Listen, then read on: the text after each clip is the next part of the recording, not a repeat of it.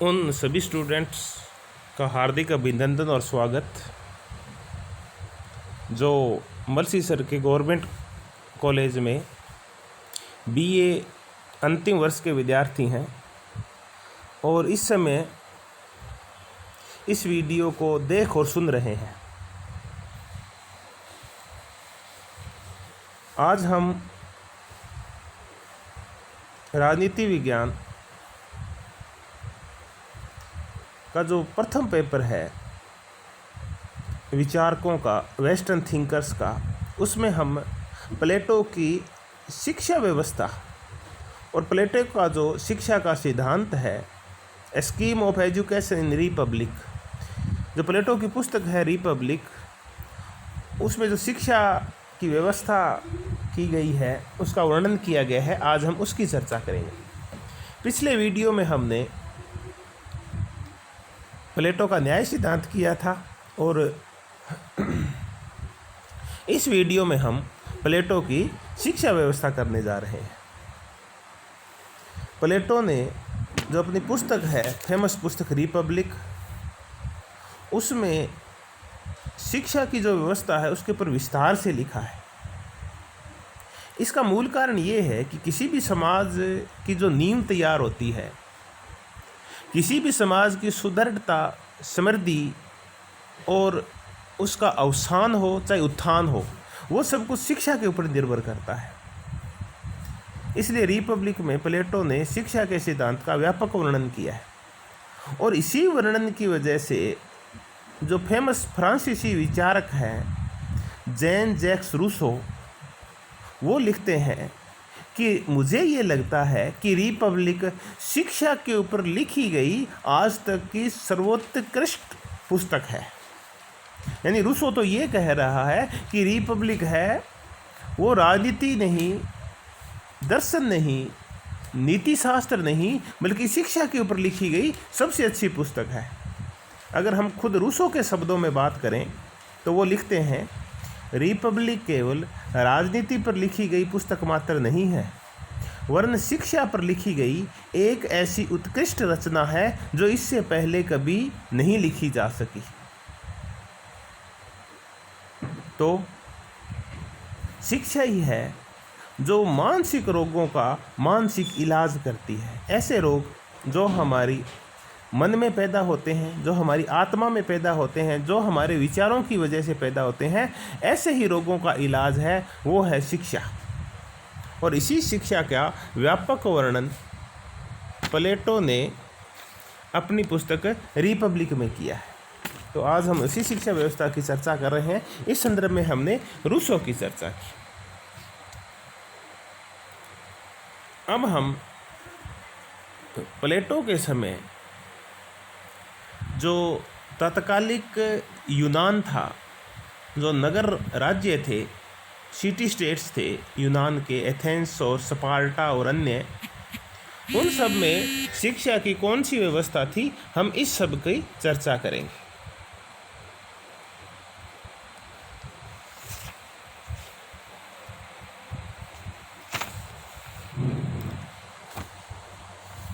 तो हम तत्कालिक यूनान की जो शिक्षा पद्धतियां हैं उनके ऊपर वार्ता करने जा रहे हैं।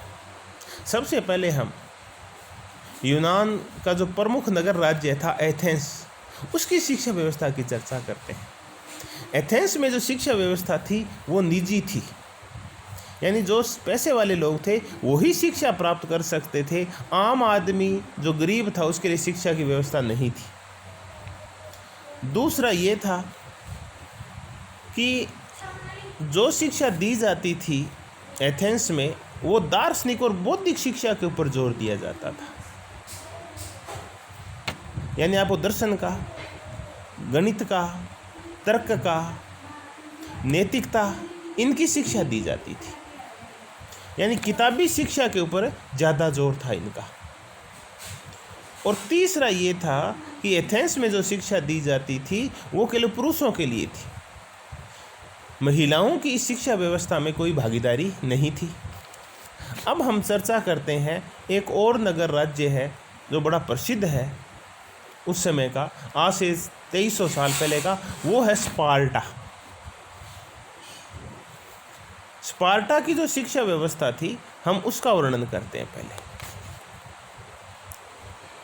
स्पार्टा की शिक्षा व्यवस्था सार्वजनिक शिक्षा व्यवस्था थी। इसका तात्पर्य वहाँ प्रत्येक व्यक्ति के लिए शिक्षा संस्थान खुले हुए थे, चाहे वो अमीर है चाहे वो गरीब है, सभी को शिक्षा अनिवार्य थी स्पार्टा में। दूसरा, स्पार्टा में जो शिक्षा व्यवस्था थी वो शारीरिक ज़्यादा थी, बौद्धिक कम थी। यानी वहाँ सुबह से शाम तक जो भी शिक्षा होती थी स्कूल्स में या कहीं भी आश्रम में, वहाँ शारीरिक बल के ऊपर शिक्षा दी जाती थी। एथेंस में जहाँ मानसिक बल के ऊपर शिक्षा दी जाती थी, बौद्धिक शिक्षा पे बल था, वहीं स्पार्टा में शारीरिक और सैनिक शिक्षा पे बल था। एथेंस में जहाँ पुस्तकें पढ़ने पे जोर था, दर्शन की, गणित की, नैतिकता की, राजनीति की, वहीं स्पार्टा में जो विद्यार्थी थे उनका किताबों से कोई लेना देना नहीं था। सुबह से शाम तक घुड़सवारी करना, तलवारबाजी करना, कुश्ती करना, दौड़ लगाना और अपने शरीर को मजबूत करना, ताकि कल को अगर साम्राज्य पे या राज्य पे कोई संकट आए तो उसका कुशलतापूर्वक सामना किया जा सके। तो स्पार्टा की शिक्षा व्यवस्था सबके लिए थी। शारीरिक और सैनिक शिक्षा का महत्व था, बौद्धिक शिक्षा नहीं दी जाती थी। और तीसरी ये थी कि स्त्री और पुरुषों को समान शिक्षा दी जाती थी, यानी इसमें भेदभाव नहीं किया जाता था। जब दौड़, कुश्ती, घुड़सवारी, तलवारबाजी या कोई भी जब शारीरिक शिक्षा दी जाती थी तो समान रूप से स्त्रियों को भी दी जाती थी और पुरुषों को भी दी जाती थी। ये नहीं था कि पुरुष शक्तिशाली है तो उन्हीं को शारीरिक शिक्षा दी जाए, नहीं, वहाँ ये माना जाता था कि अगर शारीरिक शक्ति पुरुष में है तो वो महिला में भी है। तो स्पार्टा की शिक्षा व्यवस्था की 3 विशेषताएं थी। शिक्षा सार्वजनिक थी, सबके लिए थी, शारीरिक और सैनिक शिक्षा की प्रधानता थी, और स्त्री और पुरुषों को समान शिक्षा दी जाती थी। अब प्लेटो ने जो किया, उसने इन दोनों नगर राज्यों की शिक्षा व्यवस्था को मिला दिया और अपनी एक मौलिक और नई शिक्षा व्यवस्था तैयार की। प्लेटो ने सार्वजनिक शिक्षा की व्यवस्था की। इसका तात्पर्य ये है कि प्लेटो ये कह रहा है कि नगर राज्य का प्रत्येक व्यक्ति है, चाहे वो अमीर हो और चाहे वो गरीब हो, प्रत्येक के लिए शिक्षा अनिवार्य है, क्योंकि ये शिक्षा ही है जो हमारे आत्म गुणों का, मानसिक गुणों का विकास करती है। तो शिक्षा व्यवस्था, प्लेटो कहता है, सिर्फ अमीरों के लिए ही नहीं होनी चाहिए, बल्कि शिक्षा व्यवस्था गरीबों के लिए भी होनी चाहिए। तो प्लेटो ने सार्वजनिक शिक्षा व्यवस्था का समर्थन किया। दूसरा, प्लेटो स्त्री और पुरुष समानता का पक्षधर है। प्लेटो की ये बड़ी विशेषता है कि आज से 2300-2400 साल पहले ये ऐसा विचारक था जो स्त्री और पुरुषों को समान महत्व दिया करता था, जो लैंगिक भेदभाव का समर्थक नहीं था बल्कि लैंगिक भेदभाव का विरोधी था। प्लेटो कहा करता था कि देखिए, जब प्रकृति लैंगिक भेदभाव नहीं करती, प्रकृति जब जेंडर गैप नहीं रखती, तो फिर मानव क्यों रखे।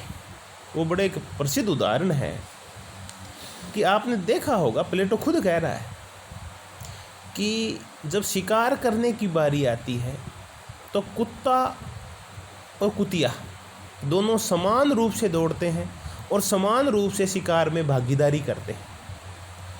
अपन खुद भी देखते हैं, कभी जंगल के दृश्य आपने देखे होंगे, शिकार के दृश्य, तो जितना ताकतवर शेर होता है शिकार करने में, उतनी ही ताकतवर शेरनियाँ भी होती हैं।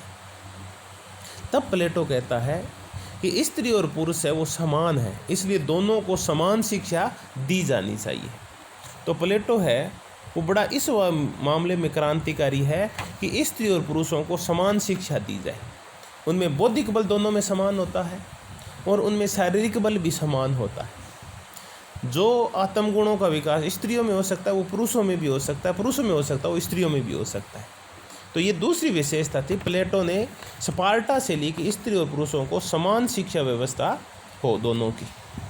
और तीसरी और महत्वपूर्ण जो प्लेटो की विशेषता है शिक्षा व्यवस्था की, वो ये है कि प्लेटो ये कहता है कि दोनों शिक्षा जरूरी है।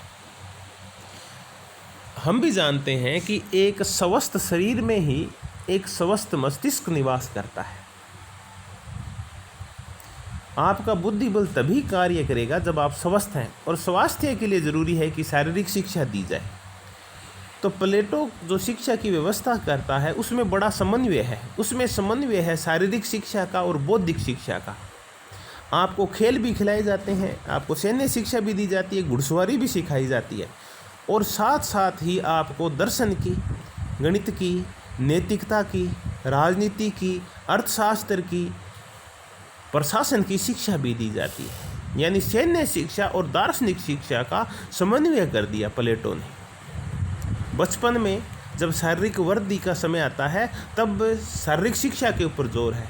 बढ़ती उम्र के साथ जैसे जैसे व्यक्ति तार्किक होता जाता है उस समय दार्शनिक और बौद्धिक शिक्षा के ऊपर जोर है। तो प्लेटो ने दोनों स्पार्टा और एथेंस की शिक्षा व्यवस्थाओं का बड़ा अच्छा ही समन्वय करके और अपनी शिक्षा व्यवस्था का आगाज किया। आज हमने प्लेटो की जो शिक्षा व्यवस्था है उसकी विशेषताएं देखी। अगले वीडियो में हम प्लेटो की जो शिक्षा व्यवस्था है उस शिक्षा व्यवस्था का पाठ्यक्रम क्या है, प्रारंभिक शिक्षा क्या थी, मध्य स्तरीय शिक्षा क्या थी, उच्च शिक्षा क्या थी, इन सब की चर्चा करेंगे। उम्मीद है आप सब विद्यार्थियों को ये वीडियो पसंद आया होगा। अगर ऐसा है तो आप जो गवर्नमेंट कॉलेज मलसी सर का यूट्यूब चैनल है उसको सब्सक्राइब करें, इस वीडियो को आप लाइक करें, और मलसी सर कॉलेज के या अन्य आपके जो भी साथी हैं उनके साथ ये वीडियो शेयर करें। अगले वीडियो में हम प्लेटो की जो शिक्षा व्यवस्था है उसके तहत जो पाठ्यक्रम है प्राथमिक, माध्यमिक और उच्च शिक्षा का, उसकी हम व्यापक रूप से चर्चा करेंगे। तब तक के लिए गुड बाय।